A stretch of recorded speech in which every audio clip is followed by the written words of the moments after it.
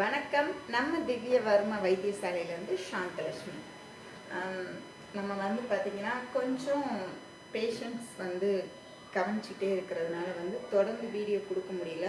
இருந்தாலும் அதில் கூட பார்த்திங்கன்னா உங்களுக்கு பதிவு கண் சம்மந்தமான சிகிச்சை பற்றி ஒரு வீடியோ பதிவிட்டுருந்தோம்.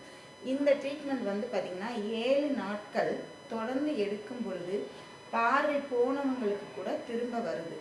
உதாரணமாக கண் புரை ஒரு வயசானவங்களுக்கு ஆப்ரேஷன் பண்ண சொல்லியிருக்காங்க.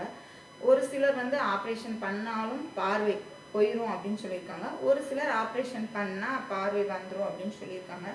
ஸோ அவங்களுக்கும் நம்ம என்ன சொல்கிறோம் அப்படின்னா, நீங்கள் ஆப்ரேஷனுக்கு முன்னாடி இந்த சிகிச்சையை ஒரு 7 நாள் எடுத்துக்கோங்க. 7 நாள் எடுத்துக்கிட்டால் பார்வை சம்பந்தமான நரம்புகள் பலப்பற்றும். அதனால் ஆப்ரேஷன் பண்ணினாலும் உங்களுக்கு பார்வை போகாது அப்படின்னு அஷூரன்ஸ் கொடுக்குறோம். ஸோ இது உண்மையா அப்படின்னா கண்டிப்பாக உண்மை.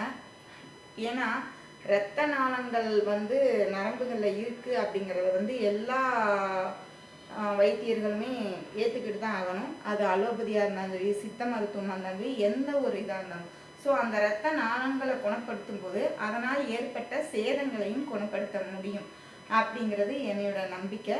இன்னொன்று பார்த்திங்கன்னா, இந்த வர்ம மூலிகை அப்படிங்கிறது பார்த்திங்கன்னா பெரும்பாலும் சித்தர்களை மையமாகப்படுத்தி அவர்களை குருவாக வணங்கிக்கிட்டு தான் இந்த ட்ரீட்மெண்ட் பண்ணப்படுது.